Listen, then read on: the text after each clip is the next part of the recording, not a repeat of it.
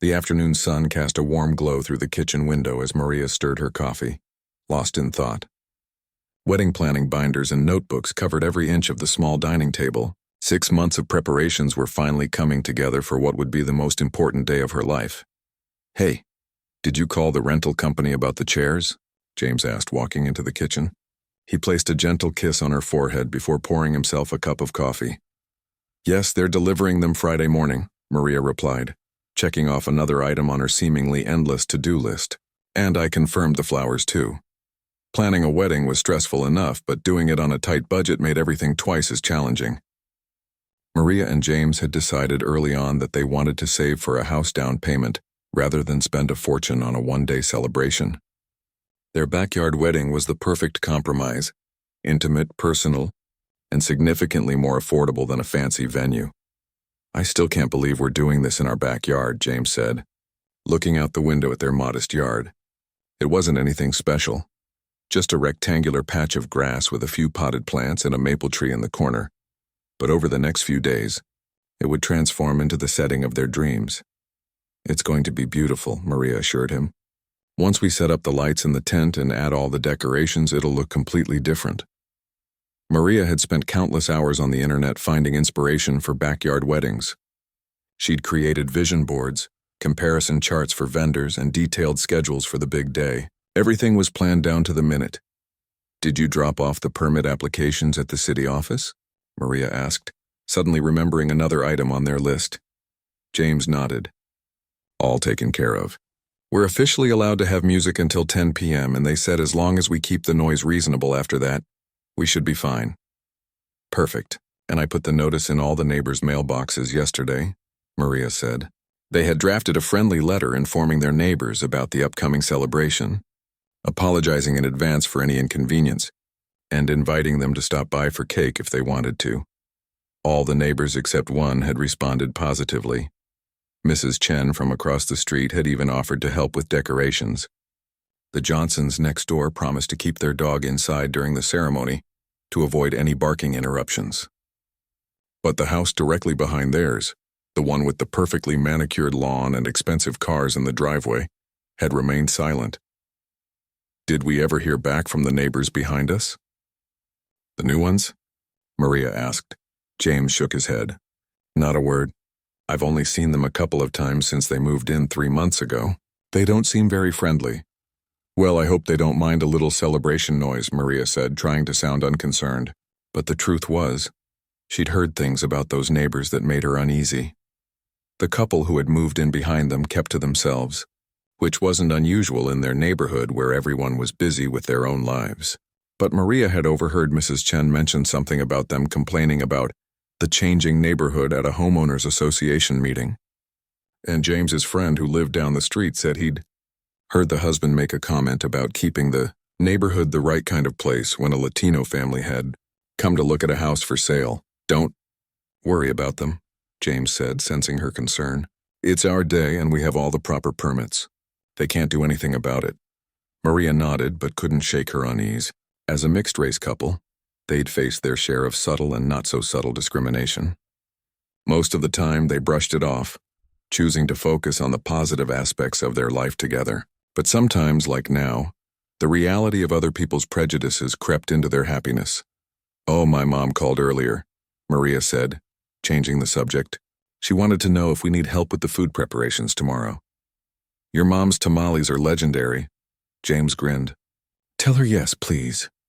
One of the things Maria loved most about James was how he embraced her Mexican heritage. From the beginning of their relationship, he had shown genuine interest in her family traditions, learning Spanish phrases and helping her mom in the kitchen during holidays. In return, Maria had fallen in love with the soul food recipes passed down through James's African-American family for generations. Their wedding menu reflected this beautiful blend of cultures, tamales and enchiladas, alongside fried chicken and collard greens. They had decided against hiring a catering company, opting instead for a family-style meal prepared by their loved ones. It meant more work, but also made the celebration more personal.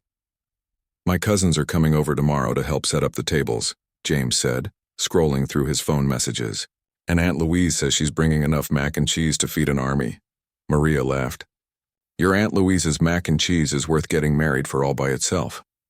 As the day went on, their small house became a hub of activity. Maria's sisters arrived with bags full of handmade decorations, paper flowers in bright colors, hand-painted signs, and strings of lights to hang from the trees. James's brother stopped by with the sound system he'd borrowed from a friend who worked as a DJ. "Where do you want this?" he asked, carrying in speakers that seemed almost as big as he was. "In the garage for now," James directed. "We'll set everything up outside tomorrow." By evening, their living room looked like a wedding supply store had exploded.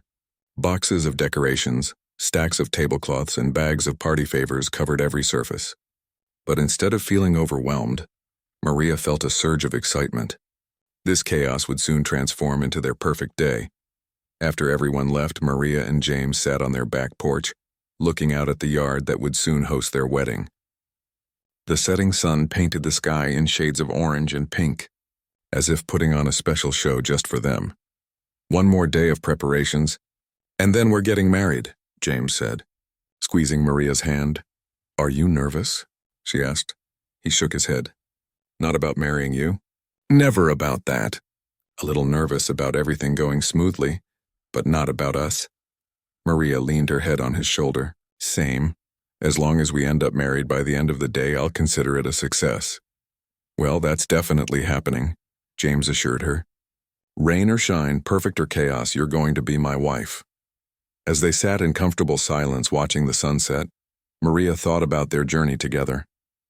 They had met 4 years ago at a courthouse where Maria was interning during law school, and James was testifying in a case. Their paths had crossed in the cafeteria, both of them grabbing coffee during a break. James had accidentally knocked over her cup, and in his hurry to clean up the mess, he'd spilled his own coffee too. They'd ended up laughing over the disaster, and he'd asked for her number. Since then, they'd built a life together, supporting each other through career challenges, family dramas, and the everyday struggles of adult life. They'd saved for this house, painted every room together, and now they were transforming their backyard into a wedding venue. As darkness fell, the neighbor behind them turned on harsh floodlights that illuminated their entire yard. Maria and James exchanged a look but said nothing. Tomorrow would be busy enough without worrying about unfriendly neighbors. "Should we go through the schedule one more time?" Maria asked, pulling out her wedding binder. James smiled indulgently. He knew this was Maria's way of managing anxiety, planning, organizing, making lists. "Sure, let's do it." They went through the timeline again, decorating in the morning, family arriving to help with food preparations by noon, the ceremony at 4, followed by dinner and dancing until late. Everything was planned perfectly. "I think we're as ready as we'll ever be," James said when they finished. "Now we just need to get some sleep." But sleep didn't come easily that night. Maria lay awake, her mind racing with last-minute details and what-ifs. What if it rained? What if the food wasn't enough? What if something went wrong with the music? And lurking beneath all these typical wedding anxieties was a deeper concern she couldn't quite shake, the feeling that someone might try to ruin their special day. "You're still awake," James whispered in the darkness. "Just thinking," Maria replied. "There's so much to do tomorrow, and we'll do it all together," he promised. "That's the whole point, right? Facing life together." Maria smiled in the darkness. He was right, of course. Whatever happened tomorrow, perfect or imperfect, they would face it as a team. And that was what mattered most. As she finally drifted off to sleep, Maria's last thought was of James waiting for her under the maple tree in their backyard, surrounded by everyone they loved, ready to begin the next chapter of their life together. No unfriendly neighbor could take that joy away from them. Little did they know that their wedding day would bring an unexpected confrontation that would test their patience, reveal surprising truths, and ultimately strengthen their bond in ways they never could have imagined. The wedding day arrived with perfect weather, sunshine streaming through scattered clouds, a gentle breeze keeping the temperature comfortable. Maria woke at dawn too excited to sleep any longer. She stood at the bedroom window, watching the morning light spread across their backyard. By afternoon, that ordinary space would transform into the setting for the most important moment of her life. "Today's the day," James said sleepily from behind her. He wrapped his arms around her waist and rested his chin on her shoulder. "How are you feeling?" "Nervous, excited, happy," Maria replied, leaning back against him. "Everything at once." That makes two of us, he said, kissing her cheek. But mostly happy. The peaceful morning didn't last long. By 8 o'clock, their house was buzzing with activity. Maria's sisters arrived with coffee and breakfast, followed closely by James's brother with the rental chairs. Maria's mother and aunts took over the kitchen, the fragrant smell of spices filling the air as they prepared traditional family recipes. "Mama, you don't have to cook everything yourself," Maria protested as her mother expertly folded tamales. "We could have ordered some of this." Her mother waved away the suggestion. "No daughter of mine is having store-bought food at her wedding. Now go get ready. We have everything under control here." Outside, James directed a small army of cousins and friends setting up tables and chairs. They erected a white tent in one corner of the yard, hung strings of lights from tree branches, and arranged flowers in handmade centerpieces. Maria's best friend Lena arrived with the dress in a protective bag. "You won't believe how beautiful it looks after the final alterations," she said, hanging it carefully in Maria's bedroom. "Now sit down and let me do your makeup while everyone else handles the chaos out there." As Lena worked, Maria caught glimpses of the transformation happening in their backyard. The ordinary space was becoming magical. White chairs in neat rows facing an arch covered in flowers, tables dressed in colorful cloths, and paper lanterns swaying in the breeze. "Your neighbors on the left brought over a huge tray of cookies," Lena reported as she applied Maria's eyeshadow. "And the elderly couple from across the street dropped off a beautiful potted plant as a wedding gift." Maria smiled. "Almost everyone's been so supportive." "Almost?"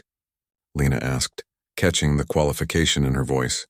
Maria glanced toward the back of their property. "The neighbors behind us haven't exactly been friendly since they moved in, and they haven't responded to our wedding notice." "Well, forget about them," Lena said firmly. "Today isn't about unfriendly neighbors. It's about you and James and everyone who loves you." By 3 o'clock, guests began to arrive. They were greeted with glasses of horchata and lemonade and shown to seats beneath the maple tree. Children in their best clothes played tag around the yard, occasionally being reminded by parents to be careful and don't get dirty before the ceremony.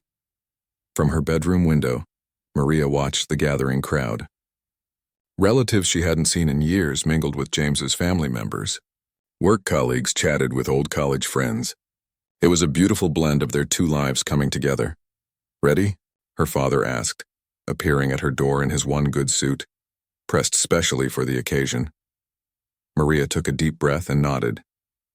The simple white dress she had chosen flowed around her as she moved, adorned only with a belt of colorful embroidery that matched the flowers in her bouquet.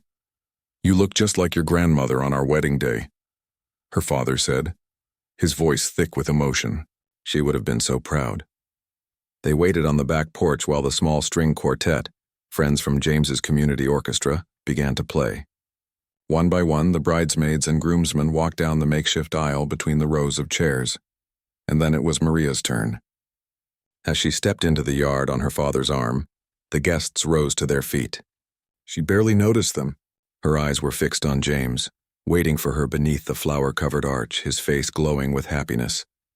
The ceremony was simple and personal. They had written their own vows, promising to support each other's dreams, to respect each other's heritage, and to build a life of love and understanding. James spoke a few sentences in carefully practiced Spanish, bringing tears to the eyes of Maria's family. Maria included a quote from James's favorite poem, her voice steady despite the emotion building in her chest. "By the power vested in me," their officiant concluded, "I now pronounce you husband and wife. You may kiss each other." Their kiss was met with cheers and applause. Rice and flower petals showered down as they walked back up the aisle, hand in hand, officially married at last. The reception began immediately, with guests lining up at the buffet tables laden with food from both their cultures. James's uncle, a professional photographer, gathered family groups for pictures while everyone ate and drank. Children ran between tables collecting treats and small toys from the favor bags Maria had put together. "Have you seen the neighbors?" Maria whispered to James as they greeted guests. "The ones behind us?" James glanced toward the fence at the back of their property. "No, but I did notice they've got their porch lights on even though it's still daylight. Maybe they're watching from inside." Maria tried to put the thought out of her mind. The vast majority of their neighbors had been nothing but supportive. She wouldn't let one unfriendly couple spoil the day. As the afternoon melted into evening, the yard took on a magical quality. The lights strung through the trees glowed against the darkening sky. The tent was transformed into a dance floor, with James's cousin serving as DJ. The first dance as husband and wife was to a song that had been playing the night they met, a detail James had arranged as a surprise. "May I have this dance with my daughter?" Maria's father asked when the music changed. As they swayed to the music, he said quietly, "Your mother and I are so proud of the woman you've become. And James is a good man." "He is," Maria agreed, watching her new husband twirl his grandmother around the dance floor, both of them laughing. "Not everyone understands a love that crosses boundaries," her father continued. "Your grandmother and I faced plenty of raised eyebrows when we got married. But love is love, and those who matter will always see that." Maria hugged him tightly, grateful for parents who had taught her to be proud of her heritage while respecting others. It was a lesson she and James hoped to pass on to their own children someday. As the night progressed, the celebration became more lively. James's college friends started a dance competition that had everyone laughing.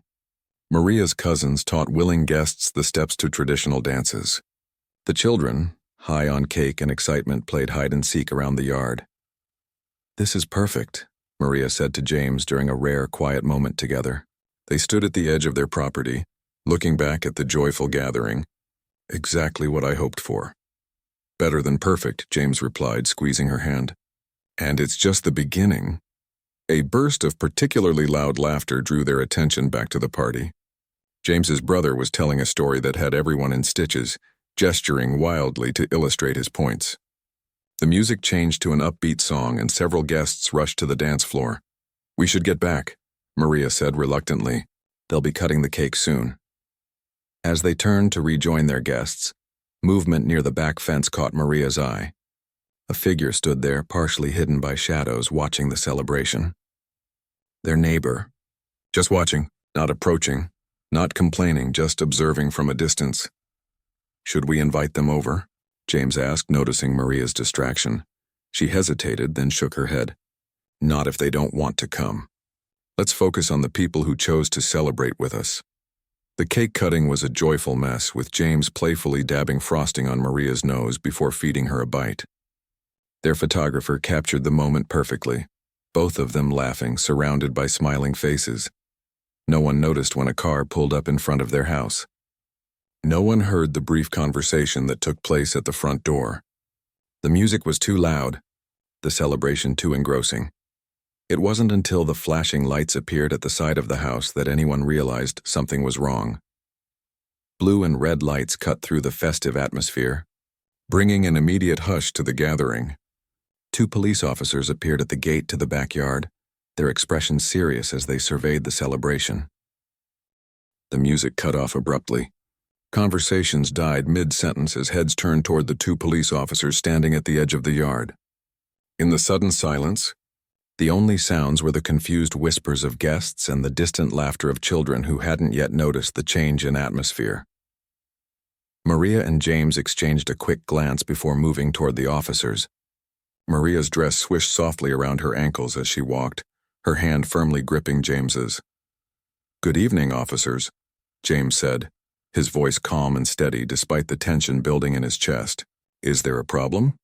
The taller officer, a man with salt and pepper hair and tired eyes, glanced down at a notepad in his hand. "We received a noise complaint about this address." "Are you the homeowners?" "Yes, we are," Maria replied. "I'm Maria Alvarez, and this is my husband, James Washington. We're celebrating our wedding today." The second officer, younger and more visibly uncomfortable, looked around at the decorated yard and the well-dressed guests. "Congratulations," he said, sounding genuinely apologetic for the interruption. "But we still need to address the complaint. Your neighbor reported excessive noise and possible unauthorized gathering." By now, Maria's father and James's mother had joined them. The rest of the guests stood in small clusters, watching with concerned expressions. The happy buzz of the celebration had evaporated completely. "We have all the proper permits," James explained, a hint of frustration creeping into his voice. "And we notified all our neighbors weeks ago about the wedding. We even invited them to join us," the older officer nodded. "Do you have those permits with you, sir?" "I'll get them," Maria's father said, disappearing into the house. While they waited, an awkward silence fell over the group. The younger officer shifted his weight from one foot to the other, clearly wishing he were somewhere else. The older one maintained a professional detachment as he surveyed the gathering. "Which neighbor complained?" James asked finally. The officer consulted his notes. The call came from 1542 Oak Street. Maria and James exchanged another look. It was exactly who they had feared, the neighbors directly behind them. "We've barely had any interaction with them since they moved in," Maria explained. "They never responded to our wedding invitation or the notice we left." Maria's father returned with a folder containing all their documentation, the noise permit, the event permit, even receipts for the rental equipment. He handed everything to the older officer, who reviewed the papers carefully. "Everything seems to be in order," he admitted after a moment, "but the complaint also mentioned suspicious activity and unknown vehicles blocking access." James clenched his jaw, hearing the coded language for what it was. He had experienced this kind of thinly veiled prejudice before, the way certain people viewed gatherings of mixed-race families with automatic suspicion. But he kept his voice level when he replied, "Officer, these are our wedding guests, family and friends, many of whom traveled from out of town to be here with us today. There's nothing suspicious happening here." By now, more guests had drifted closer, curious about the delay in festivities. James's brother turned the music back on, but at a much lower volume, trying to salvage some of the celebratory atmosphere. A few people returned to the dance floor, moving tentatively to the quieter music. "I understand, sir," the older officer said, "but we still need to check the parking situation. Your neighbor claimed that cars are blocking their driveway access." "That's impossible," Maria protested. "We specifically arranged for everyone to park on our side of the street or in the community lot 2 blocks over. No one would block their driveway." The younger officer cleared his throat. "Actually, we checked on our way in. There aren't any vehicles blocking driveways on this street." His partner shot him a look but nodded. "That's correct. But we still had to respond to the call." James's mother stepped forward then, her elegant dress shimmering in the string lights. "Officers, I understand you're just doing your job, but it seems clear that this call was not made in good faith. My son and his wife have taken every precaution to ensure their celebration is legal and considerate. Is there any reason you need to disrupt their wedding day further?" The directness of her question hung in the air. The older officer looked down at the permits in his hand, then back at the gathering. His expression softened slightly. "No, ma'am. As long as the noise level stays reasonable, there's no reason for us to take any action. Just keep the music at this volume, and make sure guests leaving later don't cause a disturbance." "We will," James promised. "Thank you for understanding." As the officers turned to leave, a movement near the back fence caught Maria's eye. Their neighbor, a middle-aged man in a polo shirt and pressed khakis, was watching the interaction from his yard. When he noticed Maria looking at him, he didn't turn away. Instead, he crossed his arms and continued to stare, his disapproval evident even from a distance. Maria felt a surge of anger rise in her chest. This man had tried to ruin their wedding day out of what could only be prejudice. He had never even given them a chance, had never spoken to them directly about any concerns. Instead, he had called the police, hoping to shut down their celebration. James followed her gaze and saw the neighbor too. He placed a gentle hand on Maria's back. "Don't let him get to you," he murmured. "This is still our day, but the damage had been done." The carefree joy of earlier had been replaced by a cautious restraint. Guests kept glancing toward the fence as if expecting more trouble. The children had been gathered by their parents and given stern warnings to be quiet. Even the music seemed muted, not just in volume but in spirit. As the officers reached the side of the house, the older one paused and turned back. Something in his expression had changed, a flicker of recognition crossing his face as he looked more closely at James. "Excuse me, sir," he called. "Could I speak with you for a moment?" James tensed but walked over to the officer. Maria followed, unwilling to let him face this alone. "I need to see some ID," the officer said quietly when they were out of earshot of the guests. "Is there a problem with our permits?" Maria asked, her lawyer instincts kicking in despite her wedding dress and flowers. "No, ma'am. I just need to confirm something." James reached for his wallet tucked into the inner pocket of his suit jacket. He pulled out his driver's license and handed it to the officer, along with another card. The officer looked down at both items, then back up at James, his eyes widening slightly. "Lieutenant Washington?" "Yes," James confirmed. "From the 12th Precinct." The younger officer, who had been standing a few feet away, moved closer. "Wait, you're a cop?" "Detective Lieutenant," James corrected him. "I've been with the department for 8 years. I would have mentioned it earlier, but it shouldn't matter. We followed all the proper procedures for this event." The older officer handed back James's ID and badge, looking decidedly uncomfortable now. "Of course, Lieutenant. I apologize for the disruption. We were just responding to the call." "I understand," James said. "You were doing your job. But I hope you also understand that this complaint was not made in good faith. My wife and I have gone out of our way to ensure our celebration doesn't disturb anyone." "Your wife?" The younger officer repeated, looking at Maria with new interest. "And you are?" Maria had been debating whether to reveal her own profession, but now she saw no reason to hold back. She reached into the small purse hanging from her wrist and pulled out her own identification. "Maria Alvarez, Assistant District Attorney," she said, keeping her voice down to avoid drawing attention from their guests. "I work with the DA's office downtown." Both officers stared at the ID, then at Maria and James, clearly processing this unexpected development. The older officer recovered first, clearing his throat awkwardly. "Miss Alvarez, Lieutenant Washington, please accept our apologies for interrupting your wedding. Obviously, there's been a misunderstanding." "The misunderstanding," Maria said firmly, "is on the part of our neighbor, who seems to have made assumptions about us and our guests. Assumptions that led him to make a false report to police." The younger officer glanced toward the back fence where their neighbor still stood watching.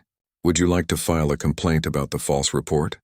"It's within your rights." James and Maria exchanged a look. Filing a complaint would mean more paperwork, more interruptions to their day, and it wouldn't necessarily change their neighbor's attitude. "Not today," James decided. "Today is about celebration, not confrontation. But I would appreciate it if you could have a word with our neighbor about the consequences of making false reports." The older officer nodded. "We can do that, Lieutenant. And again, we're sorry for the disruption."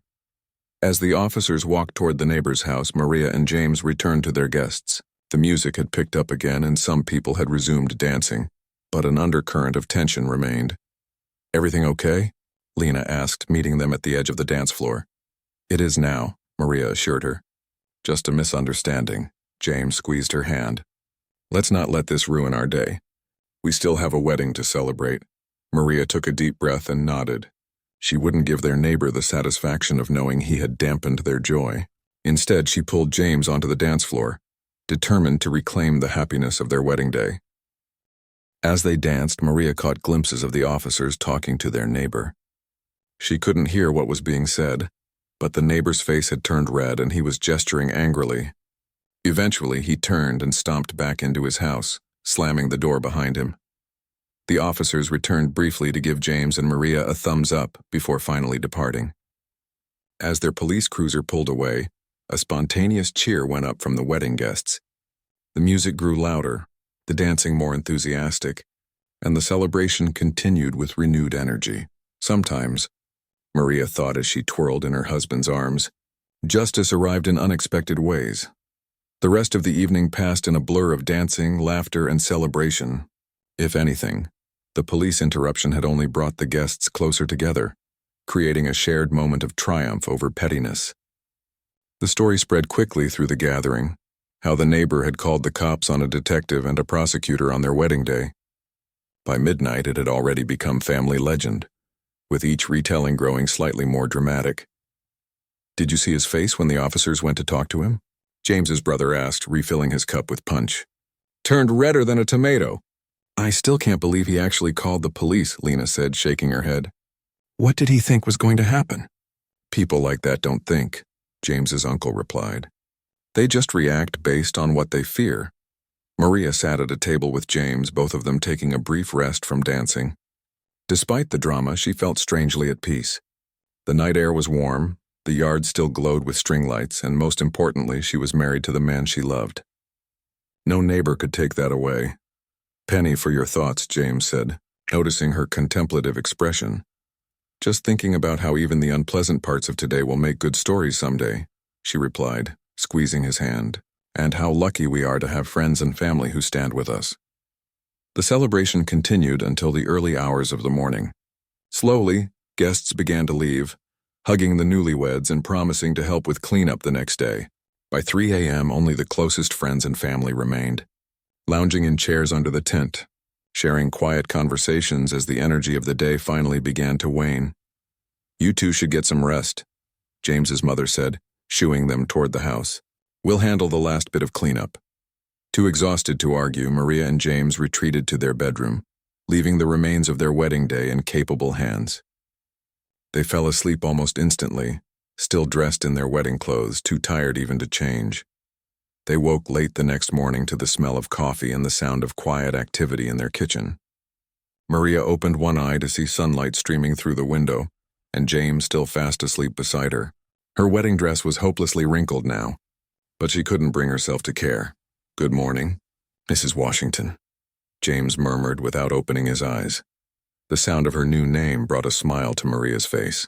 "Good morning, Mr. Alvarez Washington," she replied, using the hyphenated name they had decided they would both adopt. "I think there are people in our kitchen," James said, finally opening his eyes. "Family," Maria corrected him. "They promised to help clean up, remember?" James groaned and sat up, running a hand through his rumpled hair. "Right. We should probably go out there before they organize our spice rack or something." They changed into comfortable clothes and ventured into the kitchen to find Maria's mother and James's brother making breakfast while Lena and two cousins cleared away the last of the wedding. "Decorations in the yard. The newlyweds emerge," James's brother announced, flipping a pancake with unnecessary flourish. Just in time for breakfast. Maria's mother immediately pushed them into chairs and placed steaming mugs of coffee in front of them. "Eat," she commanded. "You need your strength. Then you can open your gifts before everyone goes home." The kitchen was soon crowded with family members, all talking over each other, passing plates of food and recounting favorite moments from the wedding. No one mentioned the police incident until James's uncle arrived, his expression unusually serious. "You might want to check out what's happening across the street," he said, quietly to James. James and Maria exchanged puzzled glances before following him to the front window. Across the street, 2 police cruisers were parked in front of their neighbor's house.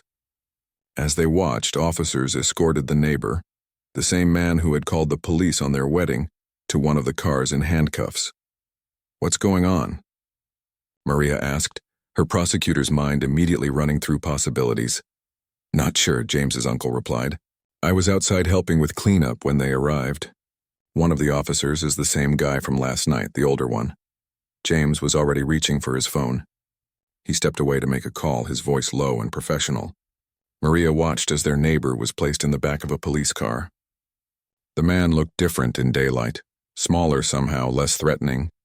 His wife stood in the doorway of their house, her arms crossed tightly over her chest, her face a mask of embarrassment and anger. James returned a few minutes later, slipping his phone back into his pocket. "Well, that's interesting," he said. "What?" Maria and his uncle asked simultaneously. "Apparently our neighbor has an outstanding warrant in another county. Failure to appear for a court date on a property dispute. Nothing major, but enough to justify the arrest when his name came up in the system after last night's complaint." "How did they connect him to the warrant?" Maria asked, her legal mind filling in the blanks. "They wouldn't have run his information just for making a noise complaint." James smiled slightly. "According to my contact at the station, our responding officers were so embarrassed about interrupting a lieutenant's wedding that they decided to do a thorough follow-up on the caller. Standard procedure when there's suspicion of a false report. So they ran his name through the system," Maria concluded, "and found the warrant." James confirmed. "Sometimes justice has a sense of humor." They watched as the police cars pulled away. The neighbor's wife noticed them in the window and stared for a long moment before slamming her front door shut. "Should we feel bad about this?" Maria asked quietly. James considered the question seriously. "We didn't cause this situation. He made a false report based on prejudice, and he had an outstanding warrant. Those are both his choices, not ours." By the time they returned to the kitchen, the story had already spread among their family members. No one seemed particularly sympathetic to the neighbor's plight. "Karma," James's brother said simply, serving up another round of pancakes. After breakfast, they gathered in the living room to open wedding gifts. Despite Maria and James's insistence that they didn't need presents, their loved ones had been generous. Kitchen appliances, picture frames, gift cards, and handmade items piled up around them. "This one's from the precinct," James said, opening a large box to find a high-end coffee maker. "They know me well." "And this is from the DA's office," Maria added, unwrapping a beautiful set of wine glasses. "They know me equally well." The last gift was a small envelope with no name on it. Maria opened it to find a gift card to a local restaurant and a note that simply read, "Congratulations from your neighbors at 1563 Oak Street." "That's the Chen family," James said, recognizing the address. "They've always been so kind." As their family members began to depart, promising to check in after the honeymoon, Maria and James found themselves finally alone in their house, surrounded by gifts and the remnants of their wedding day. "Some first day of marriage," James said, pulling Maria close. "Police visits, neighbor drama, family everywhere." "I wouldn't change a thing," Maria replied honestly. "Well, maybe the police part. But even that turned out okay." They spent the rest of the day in peaceful quiet, sorting through gifts, writing down who had given what for thank you notes, and occasionally pausing to simply enjoy the feeling of being married. The yard had been cleaned up by their determined family members, with only a few scattered flower petals remaining as evidence of the celebration.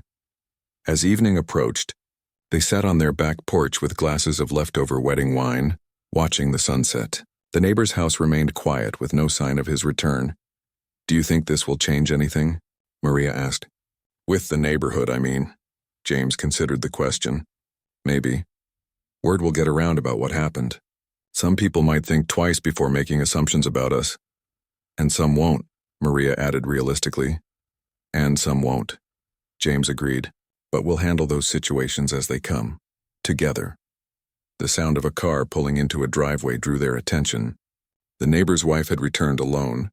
They watched as she unloaded groceries from her trunk, struggling with several heavy bags. Without discussion, James stood up. "I'm going to offer to help her." Maria hesitated only briefly before joining him. "We both will." They walked around to the front of their house and across to their neighbor's driveway. The woman saw them coming and tensed visibly, clutching her grocery bags tighter. "Need a hand with those?" James asked, keeping his distance to avoid seeming threatening. The woman stared at them for a long moment, conflict evident on her face. Finally, she nodded stiffly. "Thank you. That would be helpful." As they helped carry the groceries into her kitchen, an awkward silence hung between them. Maria noticed family photos on the refrigerator, the neighbor with his wife and what looked like adult children at a graduation. "I'm sorry about your husband," Maria said finally, setting down the last bag. The woman's expression hardened. "Are you? Your police friends took him away." "We didn't ask them to check his record," James explained calmly. "That was their decision after they realized he'd made a false report." "He was just concerned about the noise," the woman said, but her tone lacked conviction. "We had all the proper permits," Maria replied, "and we sent notices to everyone on the street weeks ago. We even invited you both to stop by." The woman looked away. "He threw that out," he said. "He said he didn't want to encourage—" She trailed off, unwilling or unable to finish the sentence.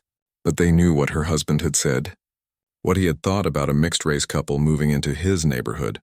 "We're your neighbors," James said simply. "That's all we are. Just people living our lives, same as you." The woman nodded slowly, still not meeting their eyes. "Thank you for helping with the groceries." It wasn't an apology or a declaration of friendship, but it was something. A small crack in the wall of prejudice that had been built before they'd ever had a chance to introduce themselves. It was a beginning. As they walked back to their own house, hand in hand, Maria felt a renewed sense of hope. Change didn't happen overnight, and it didn't happen without effort, but it was possible. "Do you think she'll tell her husband about this when he gets home?" Maria asked. "I don't know," James admitted, "but I hope so." Their first day of marriage had been filled with unexpected challenges, but they had faced them together, just as they had promised in their vows. And somehow, Maria thought, that made the victory even sweeter. 3 weeks later, Maria and James returned from their honeymoon, tanned and relaxed after days spent on a quiet beach far from the drama of their wedding day. As their taxi pulled up to their house, Maria noticed fresh flowers planted along the front walkway. Her mother's doing. "No doubt, home sweet home," James said, paying the driver while Maria stretched after the long flight. Think anything's changed while we were gone? Besides my mom rearranging our kitchen, Maria joked. Probably not, but she was wrong. As they wheeled their suitcases up the driveway, the front door of the house behind theirs opened. Their neighbor, the same man who had been arrested on their wedding day, stepped out and paused when he saw them. James and Maria exchanged a quick glance, both tensing slightly. They had enjoyed 2 weeks without thinking about neighborhood tension, and neither was eager to dive back into conflict. To their surprise, the neighbor walked deliberately toward them. His expression wasn't friendly exactly, but it wasn't hostile either. It was the face of a man who had something difficult to say. "Welcome back," he said stiffly when he reached them. "I heard you were returning today." "Thank you," Maria replied cautiously. "We just got in." An awkward silence fell between them. The neighbor shifted his weight from one foot to the other, clearly uncomfortable. "I owe you an apology," he finally said, the words coming out in a rush. "My behavior on your wedding day was inappropriate. My wife explained how you helped her with the groceries while I was away." James set down his suitcase. "It was the neighborly thing to do." The man nodded, his eyes focusing somewhere over their shoulders rather than directly at them. "Yes, well, I've had some time to think about what it means to be a good neighbor." He paused. "The charges against me were dropped. Just a misunderstanding about a court date. But it was educational." Maria recognized the half apology for what it was, a man trying to save face while acknowledging he had been wrong. It wasn't perfect, but it was a start. "We're glad that worked out for you," she said, meaning it. She had no interest in seeing the man punished. She just wanted to live peacefully. "My wife baked this for you," the neighbor continued, suddenly thrusting a covered dish toward them, "as a welcome home gift and an apology." James accepted the dish with a smile. "Please thank her for us." "That was very thoughtful." Another awkward pause followed before the neighbor cleared his throat. "Well, I'll let you get settled. Have a good evening." As he walked away, Maria and James shared a look of surprised amusement. It wasn't exactly a warm welcome, but it was worlds away from the hostility they had faced before. "Progress," James said simply as they continued to their front door. Inside, they found their house spotlessly clean, with a vase of fresh flowers on the dining table and a note from Maria's mother welcoming them home. The familiar comfort of their own space wrapped around them after weeks in hotel rooms. "Shower first or food?" James asked, already knowing the answer. "Shower," they said in unison, laughing, refreshed and changed into comfortable clothes. They settled in the kitchen with sandwiches made from the groceries Maria's mother had thoughtfully stocked. The neighbor's wife's gift turned out to be a homemade coffee cake, still slightly warm. "Not bad," James said, sampling a piece. "Maybe there's hope for neighborhood relations after all." Maria's phone buzzed with a text from Lena. "Welcome home. Check your email when you get a chance. Interesting neighborhood development while you were away?" Curious, Maria opened her laptop. Among the hundreds of work emails waiting for her attention was one from Lena, with the subject line, "Community Meeting Important." She clicked it open and began to read aloud to James. "Hi lovebirds, hope you're having an amazing honeymoon. Thought you should know that Mrs. Chen organized a neighborhood meeting last week after what happened at your wedding. Apparently, she was pretty upset about how you were treated and decided to do something about it. The meeting was incredibly well attended. Almost everyone from Oak Street and several families from Maple Drive, too. Long story short, they've decided to start a neighborhood cultural exchange program, with monthly potlucks where families share dishes from their heritage. The first one is scheduled for next month and you're listed as the guests of honor. No pressure, but people seem genuinely interested in making this community more welcoming. Your wedding drama sparked something positive. Also, you might be interested to know that your neighbor, yes, that neighbor, attended the meeting with his wife. He didn't say much, but he did sign up to bring something to the potluck. Baby steps, right? Call me when you're back and settled. Missed you both." Lena, Maria lowered the phone, a smile spreading across her face. "Well, that's unexpected." "In the best possible way," James agreed. "Who would have thought our wedding disaster would lead to neighborhood cultural potlucks? Should we go?" Maria asked. "It might be awkward." James considered for a moment. "I think we should. If people are making an effort, we should meet them halfway." The next few days passed in a blur of unpacking, laundry, and preparing to return to work. Both Maria and James received warm welcomes from their colleagues. along with good-natured teasing about their wedding day drama, which had apparently become something of a legend at both the police department and the district attorney's office. You two started a community revolution. James's captain laughed during his first day back. Half the department has been talking about it. Apparently Mrs. Chen is quite the community organizer. We had nothing to do with it, James protested. We were lying on a beach sipping drinks with tiny umbrellas. Sometimes the best change happens when you're not even trying, his captain replied wisely. The evening of the neighborhood potluck arrived sooner than they expected. Maria spent the afternoon making her grandmother's enchiladas while James prepared his mother's famous sweet potato pie. Both recipes had been highlights at their wedding reception, before the police interruption. Ready for this? James asked as they loaded the food into the car. The potluck was being held at the community center 3 blocks away, neutral territory for everyone involved. As ready as I'll ever be, Maria replied, smoothing her hair nervously. It's weird to be the center of attention for something like this. Just think of it as an extended wedding reception, James suggested. Without the police drama. The community center was already buzzing with activity when they arrived. Tables had been arranged in a large circle, each laden with different dishes. Handwritten labels identified each food and its cultural significance. Children ran between the tables while adults chatted in small groups. Mrs. Chen spotted them immediately and hurried over, her face lighting up with a warm smile. You came. I wasn't sure if you would. Come, everyone is waiting to meet you properly. She led them around the room, introducing them to neighbors they had only waved to in passing before. Each person had a story, a dish to share, and genuine interest in getting to know them. This is Mr. and Mrs. Patel from Maple Drive. Their samosas are legendary in the neighborhood. Here's the Rodriguez family from the corner house. Their children go to the same school where your mother teaches, James. And this is Mr. Kim, who just moved in last month. He's brought traditional Korean dishes. The introductions continued until Maria lost track of all the names and faces. What struck her most was how diverse their neighborhood actually was, something she had never fully appreciated before. Your wedding inspired all this, Mrs. Chen explained as they finally sat down with plates of food. When we heard what happened, many of us felt ashamed that such a thing could happen in our community. We decided it was time to really know each other, not just live side by side. We had no idea, Maria said, genuinely moved. We were just trying to have a simple backyard wedding. Sometimes small actions have big consequences, Mrs. Chen replied with a smile. As the evening progressed, Maria and James relaxed and enjoyed the community they had unknowingly helped create. Their enchiladas and sweet potato pie disappeared quickly, with several neighbors requesting recipes. It wasn't until they were getting ready to leave that Maria noticed their next-door neighbor and his wife quietly eating at a corner table. They had brought a casserole with a simple label, "Family Recipe." "Should we go say hello?" Maria asked James quietly. "I think we should," he agreed. They made their way to the table where the couple looked up with startled expressions. "We wanted to thank you for coming," James said simply. "And for the coffee cake." "It was delicious," the woman smiled tentatively. "It was my grandmother's recipe. I'm glad you enjoyed it."